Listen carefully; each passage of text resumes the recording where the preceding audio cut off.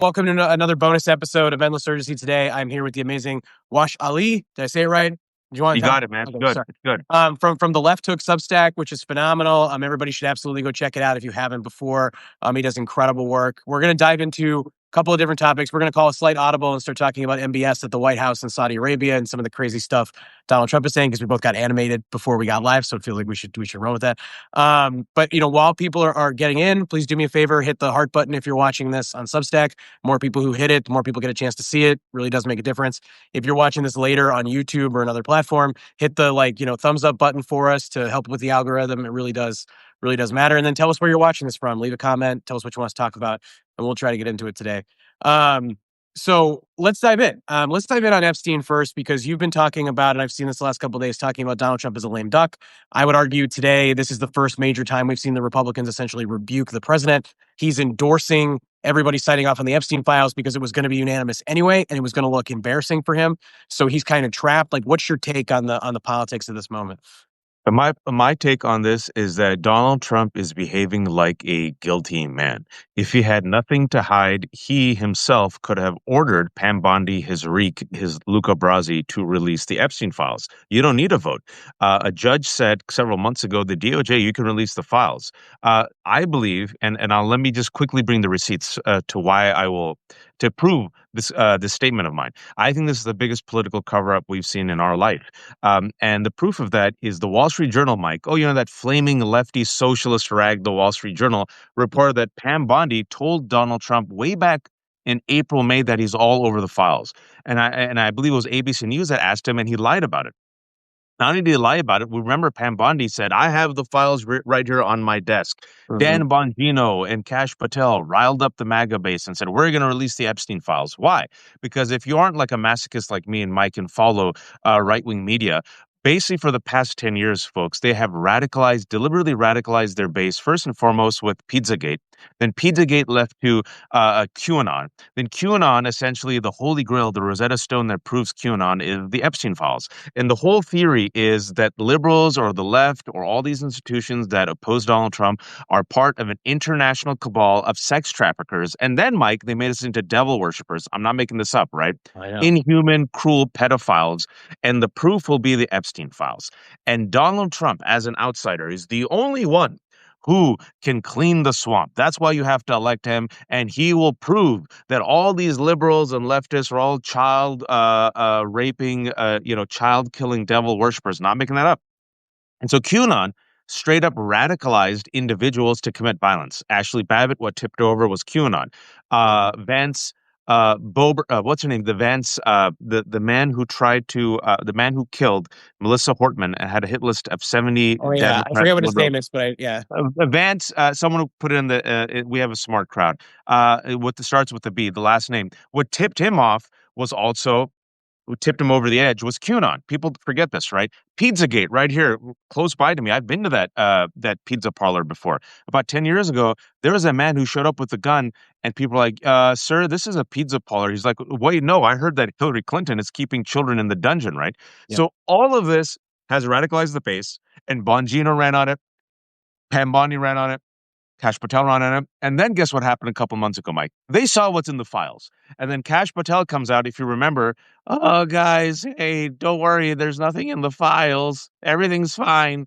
And then, sorry, I had to. And then No, Pam that's fair. Bondi's like, files? What files? And Dan Bongino has gone quiet like a mouse fart, right? And then furthermore, if this man was innocent and there was nothing to hide and he wasn't all over it, they would have asked thousands of FBI agents to search the documents and redact Donald Trump's name. And furthermore, so they're so reckless and stupid, Mike, that all these FBI agents were working from a shareable Epstein Excel file. So Mhm. that alone, that means there's whistleblowers, right? Then people say, oh, there's nothing to hide. Explain to me Glenn Maxwell.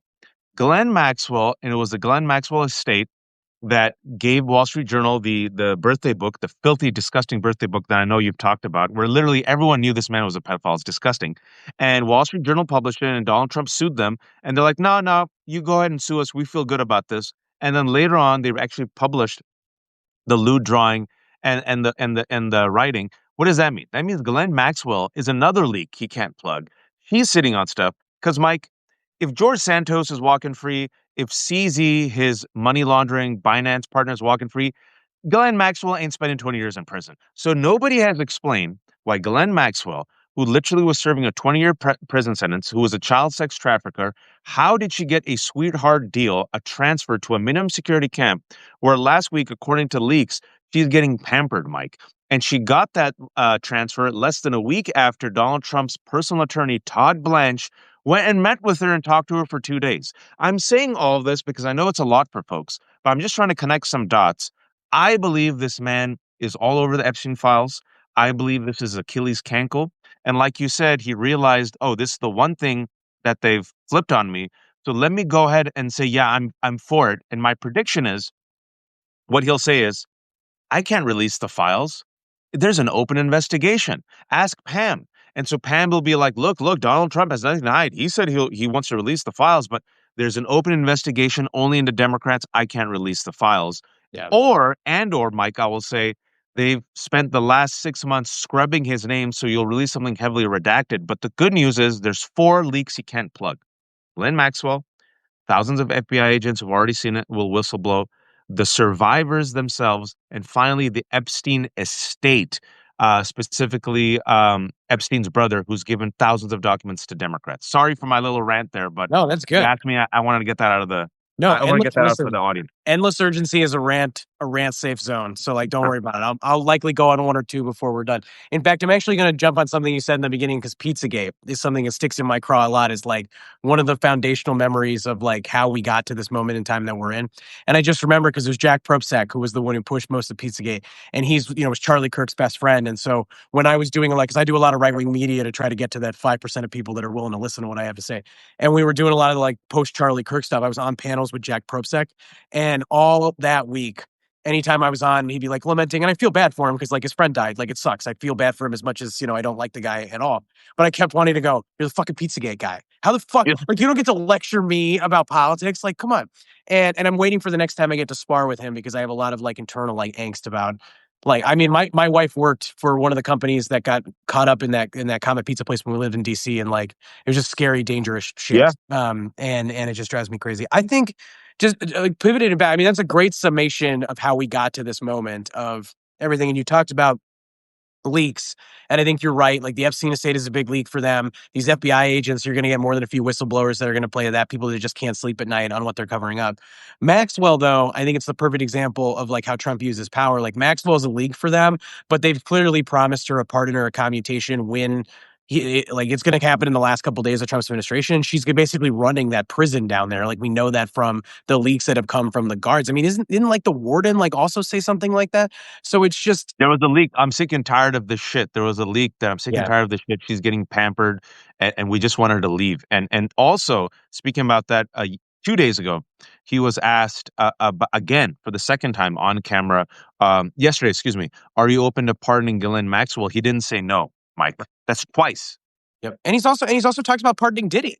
I mean, and that to me is like in this moment where like, and I come at this from the Democratic Party lens because I'm trying to fix my part of the Democratic Party or whatever. But like, we have to prove to the American people that we can't continue to allow a secondary class of people to just get away with this shit. And I don't care if they're Democrat or Republican. I want to know who these names are. Like maybe the statute of limitations is gone for much of these crimes. But like, look, Larry Summers is basically being put out to pasture right now and being Oh forced yeah. to retire. Oh yeah. Prince Andrew had his titles taken away from him. Like that can happen. And is it the full accountability that those people deserve? No. But like, certainly, like if we find out what happened, really truly happened with Donald Trump here, he's not going to leave office. They're not going to impeach him. We're not going to have the votes for that. But it will carry on and make him be a lame duck. And I do think to where we started this conversation at, the mere fact that Republicans are in such a political position to stand up to him on the Epstein files like this, that he has to flip his position. It's sort of the first time that the dog walked the mat, opposed to the other way around. Yeah. Yeah. It's like, I've been saying since the summer, right? The two Achilles cankles for Donald Trump are going to be the economy and the Epstein files. The economy we could talk about, right? It's clear because he is losing much of the support. I mean, it's stunning. You talked to Mike yesterday. Mike told you the numbers. Mike predicted this in the summer. He said if Donald Trump would overreach on immigration and economy, you're going to see Latinos go back to 2016 numbers. Guys, they fled. They have fled. Latinos have gone back to 2016 numbers, all gone back blue. Young people, you have to realize, Mike, I'm a bit older than you, but if you think about young people, Trump has been there, like in their political consciousness. It's been the age of Trump for them, right? A lot of these young people, they voted for the first time. They're like, all right, we'll just vote for Trump. Hopefully, you make things better. They fled. Asian Americans have fled back. The small gain he made with Asian Americans, right? So Mhm. he's in a very precarious situation where he's negative double digits on the economy. He's negative double digits on inflation. He's negative double digits on prices. He's now negative on immigration. On Yep. one poll, he's negative 10 on immigration. And on Epstein files, according to CNN 2 days ago, Harry Enton did a poll, negative 35 on the Epstein files. That's remarkable to be that low. And the only thing that unites most Americans, the poll was done last month. I'm sure the number's gone up, but about 75% of Americans, in some cases over 80%, doesn't matter if they're MAGA, conservative, progressive, or independent, they want the release of the Epstein files. And Thomas Massey, just 2 hours ago, he said, quote, he can release these files without the Senate acting. All right. So a lot of people are like, yo, like I've seen the Epstein files, Mike, even me. I'm not a conspiracy theorist, right? We've seen the dangers of conspiracy theories, especially with Trump. So I try to be very measured with this stuff. And plus, I'm sure you and me in our WhatsApps, people send us stuff and then we have to spend like 30 minutes debunking it, right? Even Yeah, yeah, like yeah. intelligent. Yeah, yeah, that's our life, right? Like, no, this is a right wing talking point. Candace Owens is saying it. Don't worry, it's not real. But with Epstein, people who aren't conspiracy theorists like me, I'm like, yo, there are way too many coincidences here. Like Yep. CBS News reporting, like showing the photos last month at like his suicide jail cell. Like they effed up all the evidence. They moved evidence. It was sloppy. They didn't interview the guards. Glenn Maxwell all of a sudden getting a transfer, getting pampered, openly talking about commutation. And then you see all these powerful men, right? It's a really important point. It's not just Donald Trump, right? Prince Andrew, Virginia Giuffre, rest her soul, pointed out Andrew 14 years ago. 14 years ago, Mike. And he Mhm. made fun of her and mocked her and said she was a liar. If there was no there, why would England strip Andrew of his royal title? Folks, that's huge, Yeah. fellow Americans who don't know.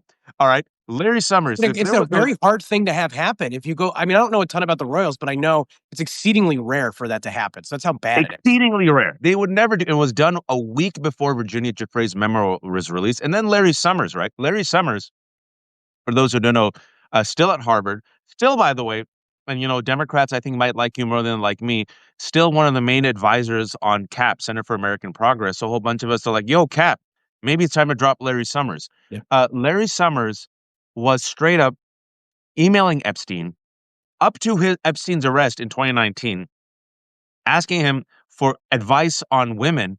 And specifically, he was married at the time and he was interested in like going after one of his mentees and dating her. How many men like that are there? And I do want to ask you this, Mike, because I'm old and cynical enough, and I've been warning people. I've been trying to prepare people. Okay. I've been around for a long time. The town protects its own, whether it's corporate media, politics, or business. It's a big club to court George Carlin, and you ain't in it. The town protects its own. So we want accountability. We deserve accountability, folks. They all fail up down here. They all fail up, and if you're part of the club, they will protect you. And if you don't believe me, I give you Olivia Nuzzi. Uh, Oh, that's a great way to connect this. Go, take it, please. all right. So we want accountability. Yeah. I believe Democrats should run accountability. I believe anyone who promises accountability is going to just skyrocket. We need like friggin' our own version of the Nuremberg trials, right? Like Stephen Miller. Who authorized this? Like, how did you go and kidnap these people? Who did you kill in Venezuela? These fishermen, like all these things. Pete Hegseth, all of them. Pam Bondi, right? What did you know? When did you know it? Right? These deals. Who profited off these deals? Trump family has made $5 billion. Accountability, accountability, accountability. Now, why am I preparing people? Every single person who supported the failed war on terror, every single one, Mike, failed up. Every single one. Very few of them have ever even apologized. Fareed Zakaria later said, I'm sorry. Thomas Friedman said, I'm sorry. But overwhelming majority failed up. They cheerled this disastrous war. Straight up war crimes were committed. Now, the hagiography of Dick Cheney. You just saw it a couple of weeks ago. All right. Olivia Nuzzi, case in point. The timing of this is perfect. Less than a year ago, Olivia Nuzzi, rising journalist, was covering RFK Jr. when he was running for president for New York Magazine. Later, it was revealed she had a full-on affair. Not just like initially it was like, oh, she sent some nudies. Oh, no, no. We straight up like affair. Now, I don't want to judge. People do stuff like that. However, Yeah. if you're a journalist covering your subject and having an affair with them, Mike, what do? I'm compromised. Sorry, y'all. I can't write. She continued to write, right? Later, it was exposed. So this is like you go to journalism jail for life. If you're one of the heavyweight political reporters tasked with covering a presidential candidate who later becomes the director of health and human services, you have an affair with him, you don't disclose it, you continue writing puff pieces as an unbiased journalist, it's over.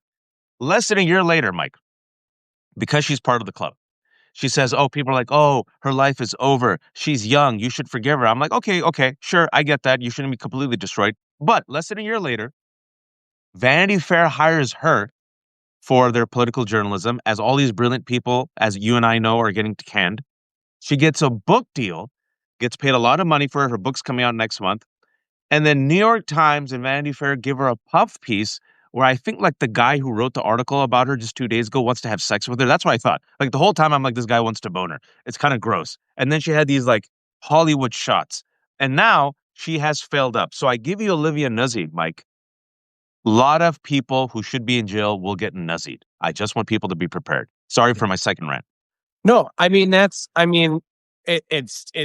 it's super well said. I think connecting it to Newsy is actually brilliant because it is a club of people who will protect them. And I don't know if you saw last week, I debated Alan Dershowitz on Piers Morgan's show. Oh, So oh, and by the sorry. way, if people haven't heard me talk about this, they invited me 15 minutes before the panel to join. They were like, "We need a Democrat." I'm like, "Okay," so I say yes. I have no idea who's on the panel. And they literally open and they go, "Alan Dershowitz, former Epstein lawyer," and then it cuts to me, and my face is like, why would you agree to do this? Like, I was genuinely like, I'm going to murder you. And like, why are you here? So like he and I got into it like 5 or 6 times and it's not worth the full back to back. But in one moment I said something that was like, there is a powerful group of wealthy and well-connected people in this country who protect one another. It exceeds politics. It is about class. It is about community. It is about the structure that they built for themselves. And so, because you get a lot of questions of, why didn't Joe Biden release the Epstein files? Like, why didn't they do that? And I go, well, I think they're also protecting like their side of that too. Like, they're not going to release something that's going to hurt Bill Clinton and Larry Summers and the rest of them. And it's part of the system being broken there. And Alan Dershowitz has the balls to go, oh, you sound like ma'am. And he said just like this. He's like, ma'am Danny, you sound just like ma'am Danny. And it's like, there's no powerful cabal of people. And I'm like, Alan, the reason you don't want people to know that there's a cabal of people that are protecting you is because you're a part of that. Like, Yeah, there there's you a go. guy who failed up. There's a guy who saw Jeffrey Epstein's case and thought, that's good for me. I'll go represent a pedophile ring, gets himself involved in the pedophile ring, gets accused by victims in the Epstein files, and has the balls to show up on Piers Morgan to talk about the Epstein emails related to Trump. That is fucking mind-boggling to me. But this You whole, can't shame shameless people. And I've no, been your well, Pierce has just asked me to come on tomorrow. I asked him what time, and I've been in your situation many, many times. good luck. Uh, yeah, well, basically what they do is I think maybe it's a compliment. It's always 4 against 1 whenever it's domestic. It's Yeah. peers and 3 freaks, and then I got saved. I said yes, and then at the last second I said no about 2 weeks ago. And Stephen Miller's wife was going to be on the panel. I said like my wife, my family was like, thank God you weren't on that panel. And Is then that the one where she threatened to deport Stank? yeah. Could Yeah, you that was imagine what you fucking do to me? insane. Could you imagine what you would have done to me? Yo, it And would then have been second of worse. all, I've been in that situation where I'm like, who's on the panel? And they literally give me a different panel lineup and I show up. They don't give a shit about us, right? So then they're like, here are like freaks. And I remember the January 6th shaman was on a panel with me. So I'm like, this is my life. I'm on a panel with the shaman. But yeah, Alan Dershowitz, I don't know, man. I probably would have vomited in my mouth. Good for you for keeping your cool. But he is, the point that you made, what Alan Dershowitz just said, and it's something I want to ask you because I've been talking to friends of, me and Mehdi have been talking about this a lot. How do you shame shameless people, Mike? You can't. Because MAGA, they're shameless. How do you shame shameless people? How do you make them feel a little bit of guilt, remorse, contrition? How do you make them ruminate on some of the things they might have done with the best of intentions? And we're dealing with an utterly extremist, shameless movement. And I use the word extremist, Mike, because the data shows that the modern Republican Party, Financial Times did this. So they did a quadrant about extremism, right, and conservative movements. So and the fourth quadrant, bottom right was like the most extreme. So Mhm. all the way to the right of the fourth quadrant, basically even going further than the European right-wing parties, even going further than China, was MAGA. The modern GOP is now one of the most extreme right-wing movements in the world. It's like Russia, MAGA, China. And we're dealing with an authoritarian force with fraudsters and grifters and essentially most likely pedophiles, protectors, guardians of the pedophile. And then also, I think it's a really good point that you made about the Democrats. I want to keep receipts, Mike. In the summer, Nancy Pelosi was asked on MSNBC. Chris Jansing asked her, should we release the Epstein files? And all the numbers were the same. Majority of Americans wanted the release of this Epstein files. This was Achilles cankle. Now, I'll never forget. So strange. Nancy Pelosi said, "Oh, this is just a distraction. I don't think people care about the Epstein files." I'm like, wait, what? People only care about the economy. And you know what? Lawrence Summers, folks, we should call it out. Listen, we should be very transparent and unlike shameless people, Larry Summers is advising the Democratic Party. Larry Summers is one of the brains behind Project 2029, what the Democratic establishment wants, right, as a counter to Project 2025. Larry Summers is, like I said, on the board for Center for American Progress, the center-left think tank. Bill Clinton is in the files, but there's no proof that he raped girls, but he's in the files. Bill Richardson is allegedly in the files. And so my Richardson's the fear one that I think is going to be the most in hot water based on his fucking reputation. And so my, it's like a big club, Mike. It's a big club, and you ain't in it. And when I've been on these right wing shows, they're like, "Well, what happens if Bill Clinton is in the list? What happens if it's Bill Richardson? What happens if it's Larry Summers, Bill Gates?" And I've said this on their show, and I'll say it on yours. I don't care who's in the list: Yeah. Democrat, progressive, celebrity, humanitarian, philanthropist, kings, queens, princes. If it is shown and it is proven that you rape girls and or you're complicit in the trafficking of girls or you covered this up, then I want to throw every single law book at you and you should be held liable. And I hope you burn to the ground figuratively. That's where I think us as non-MAGA leftists should be. Which, once they say, well, what happens if Democrats are there? Burn them to the ground, man. If you're a pedophile and you are fine emailing a pedophile and cozying up to a pedophile, I don't want you. I don't want to be part of your group. You have to ask. You have to ask and answer. Excuse me. You have to answer many questions. Why did you voluntarily cavort with a pedophile who you knew was a pedophile, who was convicted of pedophilia? What did you hope to gain from him? And you better defend yourself publicly. So that's where I stand. I feel very, very strongly about this. That if Clinton, I'm just throwing some names out there, allegedly, Clinton, let's just say Richardson, whoever's in there, I don't care, man. Oh, your team. Yeah, you ain't on my team if you're raping girls, Mike. Yeah. Yeah. And people are pointing out Bill Richardson passed away, which I had forgotten about, and I apologize because I said he might be in trouble. But certainly it's But been he can fucked up. still be in trouble, Mike. He can still be in trouble. You can say, I guess. Yeah, in trouble in a different way. Yeah. That's even maybe worse than being in prison. I mean, look, I'm not naive enough to think that like there's going to be like real accountability with this DOJ. I just don't. But I do think like giving the victims an opportunity to at least have these people out there and have to answer for it, and then running them out of polite society. Again, we've seen it now. Larry Summers getting run out. Like that's going to happen, whether Harvard wants to or not. It's fucking happening. Prince Andrew's being run out of polite society. That can happen now. There's a bunch of other people. I want to know as much of it, and I don't care if they're part of my tribe or not. Like if they're part of my party, get them the fuck out because I don't think it's good. And to this, I want to connect another dot here, and because I like what you did, so I'm going to do the same thing. Is like when you ask, like Nancy Pelosi thinks that people don't care about it. I think people do care about this, and I think when you ask why 35% of the country doesn't vote or engage in the political process, a lot of it is because they see that it's a game to a lot of people, and they see that nothing changes, and they all protect one another, and they don't fundamentally see the difference between Democrats and Republicans in their day-to-day lives. So they go, fuck it. And you go back to the 2008 financial crisis where tens of millions of Americans lost their homes, tens of millions of Americans lost their jobs, their whole lives were fucked. And what happened? Wall Street got a bailout so they could prop up the There you go. banks. And who went There to you go. prison? Who went to prison? Did anybody go to prison? No. I think it was like one guy, and it was for something like super egregious, but like it It wasn't was like like an anything more. Indian American. One Indian Yeah, American Wall Street guy went to prison, but right. It was everyone fucking else failed up. ridiculous. You're telling me, you're telling me you can't find one banker that committed fraud in that?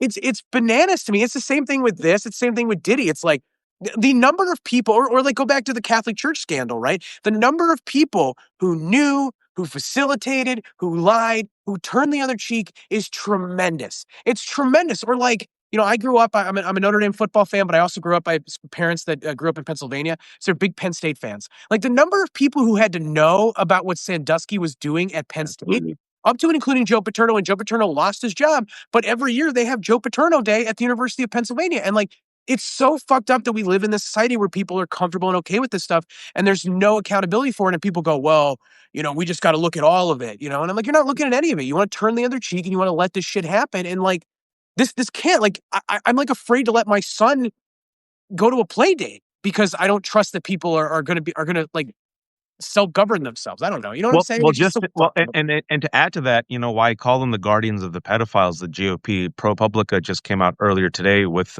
this article. I don't know if you saw it. The White House intervened on behalf of accused I did see sex that. trafficker Andrew Tate Yep. during a federal investigation. They have pardoned 1,600 insurrectionists. Now, one of them, who is an insurrectionist, molested a child.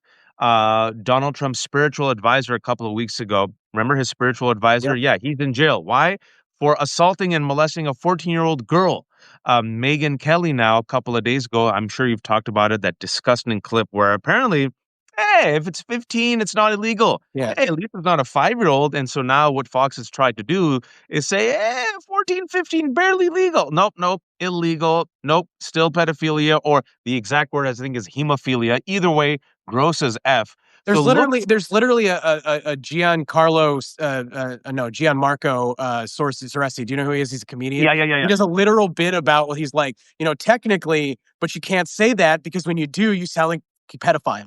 Like, and I can't believe that Megyn Kelly unironically recreated that bit. It's unbelievable shit. Unironically, you're absolutely right. Unironically, we saw the clip. I'm like, when I read about it and I saw the tweets, I'm like, no, no, no, it can't be that bad. And then I saw the whole clip. I'm like, oh my God, you're a mother, Megyn Kelly, of a teenage girl, I think 14 years old. You were completely humiliated and mocked and ridiculed in the worst misogynistic ways by Donald Trump and his base. You were part of this bombshell that revealed Roger Ailes and the culture of sexual harassment. You got a $69 million bag. You're set for life. You went to NBC, got $69 million record guaranteed money to fail. You failed. Speaking about failing up, her show didn't even last a year. She failed up. And I'm sitting there thinking to myself, like, this must be some inherent cruelty in these people. Because, Mike, if I got a $69 million to fail up in life, you never hear from me again, bro. Like, if I got a $69 million Yes. guaranteed bag, I'd be like, man, I'd be chilling. I'd be taking my kids on vacations. I'd try to, like, I don't know, single-handedly fund schools now that Department of Education and public education is being dismantled by MAGA. I'd give some money to my parents and make sure they could retire. Like, whatever. I just sit there. It'd be like Brewster's Millions. I'd have to sit there and think about spending this money. Like, that would be my task in life. It'd be like, how can I spend all this money? I don't need all this money. But you never hear from me again. And the reason I'm stressing this is, like, Megyn Kelly and all these people, like Megyn Kelly is the final boss Karen. There must be something so broken inside you that you go out of your way to then snuggle up to Donald Trump, the man who publicly said blood is coming out all your pores, and you go out of your way to double down on cruelty and misogyny, and then make excuses for potential pedophilia. Like, no one is putting a gun to their head, Mike, making them do this. They choose to do this. And this is why, going back to the accountability and being realistic, folks, and I've been around for a while, and like, Mike said, we lived through the war on terror. We lived through the subprime mortgage crisis where all of them failed up and they were too big to fail. The same thing. I'm warning you, folks. Same thing's going to happen with AI. Same thing's going to happen with Oh, crypto. 100%. They're all 100%. going to too big to fail. Too big to fail. No one's going to go to jail. They're gonna have to bail out so many different companies. I mean, I don't know if you saw Peter Thiel is like dumping his stock right now, so Oh, I'm all of actually them. worried it's coming sooner than later. And I called my guy for like mine, which is nowhere near Peter Thiel's, but I was like, defense, like get into defense mode. Like I'm fucking tracking what Peter Thiel's doing. And they're like, Michael Burry's like shorting Nvidia, and I'm like, oh shit, like Yeah, that came out scary yesterday, shit. folks. So they're dumping Nvidia stocks. They're shorting AI, all the stocks in AI. They realize the AI bubble has burst. They overpromised, underdelivered. It's gobbling up all of our electricity resources. Furthermore, people are now turning on AI as AI defenders are coming out openly saying, "Yeah, we're going to get rid of all these jobs." So the AI crash is Yep. coming, and then right after AI, after Trump dies, the crypto crash is going to come because crypto is a house of cards. And once it happens, folks, guess what they're going to say, Mike? They're going to say it's too big to fail. And the reason why it's too big to fail is them and their buddies, part of the big gang, They are all invested in it. So guess who's going to be paying them out? Guess who's going to be bailing them out? Us. Yep, us. That's so. But And we don't. Go can I ahead. can I add to this too? Because they'll bail out Wall Street, they'll bail out the AI companies, they'll bail out anybody else. But the minute that a Democrat is like, hey, can we make sure that people don't go bankrupt when they get sick? Can we make sure that people are paid a living wage? Oh, that's socialism. We don't have money for that. Sorry, we can't build a There you strong go. social safety net and make sure that people can actually live productive lives. And to his credit, I'm going to give a brief amount of credit. I don't know if you've seen this Peter Thiel email that pops up every now and again. It's from like 10 years ago, where he's like, if you want people invested in capitalistic system, you have to give them enough to live off of. And I feel like the billionaire class, and I hate to start sounding like Bernie Sanders for a second, but like it's a real thing. They don't fucking understand that the crumbs that they're giving people is what's turning people to socialism, is turning people off democracy, is Absolutely. turning people off capitalism. If you don't give them enough, if you don't have at least enough of a chance to buy a house and take care of your family and take a fucking vacation every now and again, they're going to turn on you. And again, it's a system that protects its own. So really, to me, the system that allowed for Wall Street bankers to get off scot-free, that allows pedophiles to get away in the Epstein files, that allows Donald Trump to scam you with meme coins, which is, as a Democratic strategist, impossible to explain to a regular person in the context of a political ad, which I would love to be able to explain that grift to people. It's the Ponzi scheme. same system. Yeah, it's a Ponzi scheme. He's a fraudster running a Ponzi scheme, making millions while you're standing in a food line. Right. You're right. The Bernie Sanders, the 1% have taken all of your milkshake. They drink your milkshake. It's Daniel Day-Lewis. It's Bernie Sanders doing Daniel Day-Lewis from There Will Be Blood. But there is, Mike. There is something here. Things are so much worse than when I was growing up in 2008, 2004. The haves have everything. When we were growing up, they said the rich will get richer, the poor will get poor. Now it's the rich will get richer and everyone will get poor. The top 1% have as much wealth as the entire middle class. The only reason why people are spending because it's the top 10% spending. The rest of us are like sitting there like missing out on our car loans, right? So now you're gonna have defaults on car payments, folks. Check that out. Credit card payments. Like look at all the markers. And it's not good. Well, Grocery prices on are up. cars too. Sorry, can I add something? Which is on cars, they're trying to, I think, from an economic standpoint, because so few people are able to buy a house now. They're trying to convince you that your primary equity vehicle is your car. And now there's these new startups that are popping up where you can actually take out a line of credit versus your car, which is one of the dumbest things. The only thing economic idea I've heard that's dumber than that is the 50-year mortgage proposal from Trump. Like it's just Yeah, some of the dumbest shit you've ever heard in your life. And I can't believe we're at this point where like there are even people that I think are smart that are out there going, this is really stupid. And like, you should go watch. Dave Ramsey has a whole thing about this. And I actually, as much as I don't like Dave Ramsey's politics, he's actually kind of brilliant financially. But like his whole thing on the 50-year mortgage is one of the best Yeah, videos I've watched in a it's like while. a high person's ideas, and even high people Yeah. aren't these stupid, right? Like it's like this man, even trade wars. Like this man Donald Trump went to UPenn, which is a very good school. I have friends who've gone to Wharton. They're really smart. Yeah. Um, Clearly he's an idiot. He But they doesn't earned know. their way into Wharton. Like he was dusted in. Like there's no chance he went to school or Oh yeah, anything was a yeah. rich It's kid.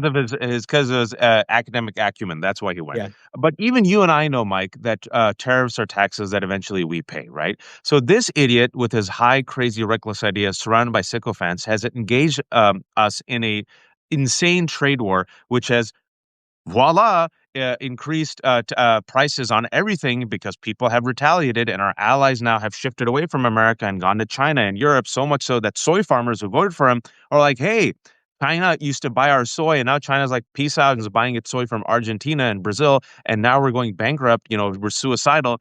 And then Also, we gave classic $40 billion to Argentina to prop up their economy while they sell their fucking soybeans to another country. Yeah, $40 billion, and folks, these soy farmers are paying attention. You see, you think they're not paying attention, they're paying attention. Donald Trump can't afford it, right? So this is where he's at right now. The Latino voters have fled, Yep. Asian voters are fleeing, young voters have fled. Also, these white voters and these white MAGA voters, right? He can't afford to lose any of them. Now there's a new poll that says 5%. There's a 5% difference between these white voters, meaning the people who support him. It's 5% less. That doesn't mean they're going to vote blue.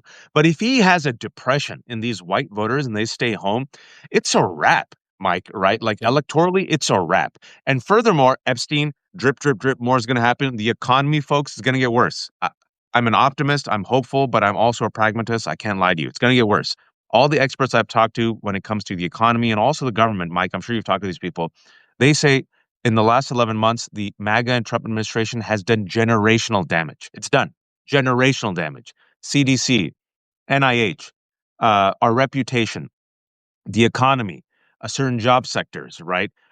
When it comes to friggin' health, vaccines, measles is skyrocketing. Polio might come back, right? USAID, gone. Over 300,000 people dead, right? So this is generational damage has already been done. It will take a generation or two to fix it. But I believe because of the damage done, because of the income inequality, because of the rage, you did mention a point that I think is important. All these Democrats are freaking out, establishment Democrats. Why are all these kids Democratic socialists? Go look at kids for a second. Kids have seen nothing but pain, poverty, war, right? If you look at all the data and polls about young people, it's really depressing, Mike. Hope in the future? No. Hope that you might get married? No. Hope that you might have health care? No. Hope that America will treat you well? No. Like it's depressed across the board. So if you're a young person and you're now listening to an old establishment I'm guy, almost 40, Waj. I don't know if you call me young anymore. well, yeah, well, youngish. But if you're like a young person right now listening, you're like, trust capitalism. A young person, you're like, why? What has Right. capitalism done for me? Trust democracy. What the F has democracy done for me? Which explains, I know people might not like hearing this, why so many people went for MAGA. Oh, Donald Trump, bulldozer, going to throw down the establishment, do something new? F it. I'll give it a shot. Yep. Democratic socialism, affordability, shit, I'll give it a shot. I think what people have to realize is there's no fidelity anymore to these institutions that you and I grew up with, Mike, these labels. People are sick and tired. They hate the system. And if you're a Democrat, there's a wide open lane. I was talking to Mike about this yesterday, and Mike, you talked to him, Lincoln Project, former Republican. He agrees with me. The wide open lane is we're going to go against the 1%. We're going to go against the billionaires. We're going to go against the broligarchy. It's the majority versus the 1% drinking our milkshake. And you know what? If they can imagine flying into mother effing Mars and they can imagine bailing themselves out, why can't we imagine affordable healthcare and economy? And that's the thing. I think, Mike, I've been thinking about this a lot, what America has done to us, how the system has gaslit us. It doesn't even allow us to imagine it. If you even say it out loud, how dare no, you're a communist. You're like, oh shit, I might be a communist. Oh, I'm sorry for imagining, affordable healthcare and living wage. You're right. Let me just pull myself from the bootstraps. And folks, I'll end my rant this way. Everyone says Americans, you're lazy and you're this and that. American workers, folks, work harder than our Japanese and European counterparts. We spend more hours working than they do. We leave more vacation days on the table than they do. We are productive for the past 40 years. We have actually made profit. The difference is the profit has all gone up, nothing has gone down, wages are stagnant. So that's why we are dying. Whereas in Europe, folks, there's problems everywhere. But if you ever go to France or you know French people, they are militant with their vacation time. If anyone here is French or knows or married to a French person, knows a French person, when it comes to vacation, Mike, they're like, yo, these 5 weeks, you better not talk to me. You better not like they plan their vacation. All right. So Yep. they are militant with it. And so we don't have to live like this, Mike. Like workers are productive. We've literally killed ourselves. All the money's gone up. And I feel like if that righteous rage if someone can harness it and mobilize it, I think, Mike, we have the numbers. And the optimist in me is I never thought of Larry Summers. And you're right, Larry Summers, they're saying in Harvard, his entire office in Harvard, folks, is empty. It's gone. So he ain't coming back, man. Right. So if you can go after Larry Summers, you can go after Andrew, and Donald Trump is never going to spend a day in his life in jail. But if we can shame him, malign him, and depress him, and those who are the bottom feeders who are attached to him, the remoras like Pam Bondi, and we can drive them away from polite society. Maybe there's hope that we can, inshallah, shift this towards reform. I don't know, Mike. I might be a little bit cynical because I'm old. Yeah, no, I'm pretty cynical about whether or not we can appropriately shame them after watching like Kamala Harris like celebrate the life and times of Dick Cheney the other day, and I just was like, Kamala, I love you, but like I can't with this. Like I don't want to like you can just say nothing. Like, I tell my right, I tell my clients all the time. It's like it's okay to just say nothing. You can just not say anything and just let the moment pass, and nobody's going to notice. I want to. I think we're coming up on time here, but I want to end with like one final thought. Then I'll give you the final word here. Is like really what you're talking about, how they won't let us dream about it. And I've been reading Timothy Schneider's book on freedom, and he just talks about freedom from and freedom to. Right, like so Yeah. much of American politics is built on like freedom from these scary immigrants, freedom from even on the Democratic Party, freedom from gun violence, freedom from this, freedom from that, and we don't spend enough time on freedom to. And I want to see our politics. I want to see whatever version of the Democratic Party that we're all building together here come up with something that gives people something they can aspire to, right? You have, because I was just reading, honestly, it was a Reddit comment that I was just like fucking around with late at night. And it was somebody going, what's the value of free speech if you don't have an education that can help you articulate what you believe in? What's the value of being able to start a small business if the economy is so fucked up that you can't succeed in a fair way? Like, there's Absolutely. just so much of that. And those are the questions that I want to ask. And I don't think that's like a left or a right or a middle thing. It's just, we're so far away from giving people something they can actually latch onto and believe in. And because of that, there's that and this is what you said, they're abandoning democracy. They're abandoning these institutions. They're abandoning caring about it. And they're becoming very cold and selfish. And then going one layer deep to connect on that, the solutions that the tech billionaire class are going to give them are going to be to tell people, particularly young men, to stay and live in their basements and like have AI girlfriends. Like that's going to be Yep. what it is, because that's cheaper. And essentially you're entering a form of the matrix. And like, I don't know if you've seen this video, it's a bit of a stretch, but like you've seen this video of Mark Zuckerberg being like, well, our market research shows that the average person wants to have 11 close friends, but they only have 4. And we think AI can fill the gap on those 7. And then you'll pay like a monthly subscription fee to have 7 more close friends. And I'm like, Jesus, like you're never going to have to leave your house. And if you never have to leave your house, because there aren't any jobs in the job market, because they're wrecking the job market, you're gonna pay and get leached off of it. And then how the fuck are people gonna be happy and succeed and be able to thrive? And it's only gonna make us go further down this rabbit hole where people are just abandoning any sense of community. They're abandoning any sense of hope. And I know that's a bit of a rant, but No, but it's so you've tiring. mapped it out. If things don't change, if we continue on the course, you have accurately and logically just connect the dots. It'll be a future of nihilism, of Yep. selfishness. And I've traveled the world, and what happens is when you're living in that type of society, people say, "I can't trust the government. I can't trust the institutions. Everybody's corrupt, so I'm going to look out for myself." That's what happens. And folks, these people, the establishment, the 1%, the big club, they ain't changing. And what they want, and I just want you to pay attention to this, just keep your antennas up. What they'll keep saying is restoration, not reform. What they'll keep saying is, whoa, whoa, whoa, slow down your roll. What they'll say is, sure, we can bail out AI and we can bail out crypto and we can go to Mars. That's fine. Affordable healthcare, we can't do that here. Affordable childcare, oh, no, no, look at the cost. Oh, trillions of dollars for another war? We can make the money to make that happen. But you having a living wage, calm down now. Yep. And that why and those centrists, and I hate using the word centrist because it means nothing, those who are complicit with the system, those who are against reform, they want to go back to the good old days of restoration, where they were the masters of the universe.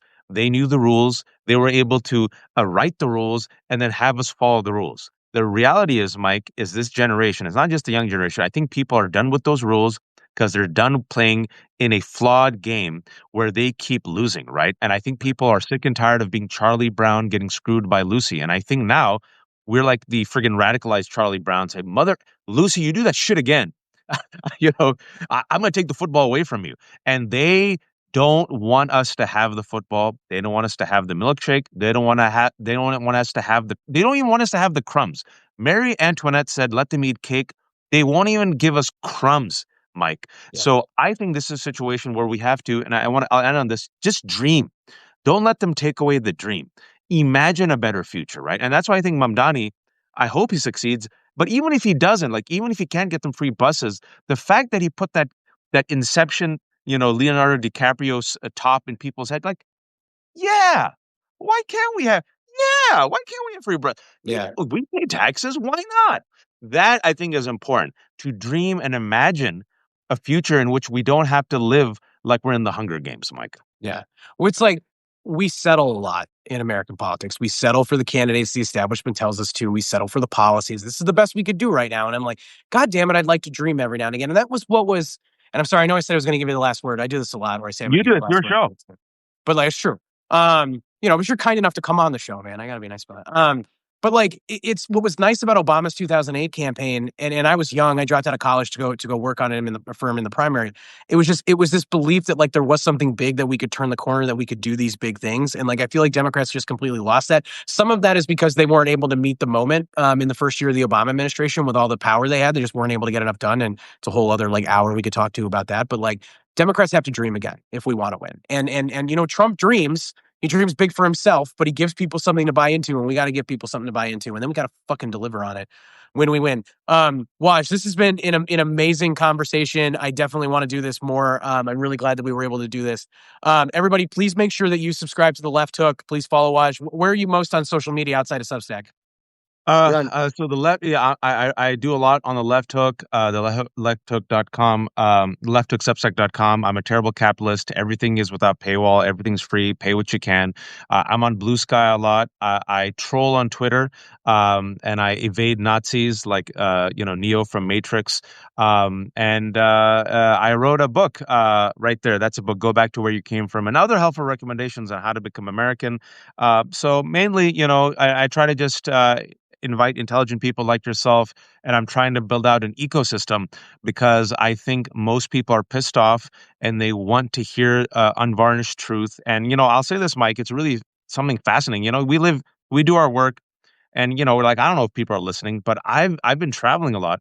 And you'll be surprised at airports, people come up to me, and you would Yeah. think, oh, young progressives, South Asians, Muslims, middle-aged white folks are like, are you like, I watch your videos. Hey, Waj, right? Can we take a photo? I'm like, word? She goes, yeah, like, you're saying things that like I really feel. So don't underestimate the power of telling the truth, and energizing and mobilizing these people's righteous rage towards something better. And it's the people that you might win over that you might have discounted, right? I think we're in a moment, folks. We're in a generational moment, and we have a generational opportunity to reform broken systems and uplift our children's generation. Now, since you said to give me the last word, my last word is this: I'm 45 years old. I've lived a good life. So why do I do what I do? I got 3 kids. You said you have a kid, right, Mike? I have a 6-year-old. Yeah. Sorry. So, like, yeah, I got 3. I got a 6-year-old, 9-year-old, and 11-year-old, and man, they deserve better than this. Yeah. They deserve better than this. So I feel like as a father, I have to do my part with whatever time I have left and whatever limited skills I have, is to help them imagine that better future and then work to get them to that better future. And if you and me are lucky, Mike, maybe we could be those old men telling those stories. Back in my day, we didn't have affordable health care like you kids. That would be a good story. You That'd be guys pretty are good. so spoiled. You have a living wage. Yeah, I like this idea of like you and I playing pinochle on a front porch, like talking to our adult sons, being like, you should be grateful for the paid family leave we provided you, you ungrateful shits." Yeah, I think they're that'd be like so funny. old men ranting again, and we'll be like like fighting against the clouds. Like, Yeah. "Meh." It'll be that meme where it'll be like, "Okay, grandpa, let's get you to bed." And I would be like, "We used to not have free healthcare. Like, what the fuck?" Amazing. Well, this has been great. Everybody, if you're stumbling on me for the first time, I'm Mike Nellis. I'm a Democratic strategist. My Substack is Endless Urgency. Please subscribe if you'd like to. Like Waj, I'm also a shitty capitalist. It is free for everybody. But if you want to support the work, it's $8 a month. We're doing some cool shit to build out like a new content studio. I just hired like our first full-time staffer, a community manager that's getting paid a real living wage and good Great, benefits man. because of the support from Great. the community. So, but Waj, thanks again for doing this. I really appreciate it. We're going to do it again for sure. All right, man. Take care. Thank you. Talk to you guys later.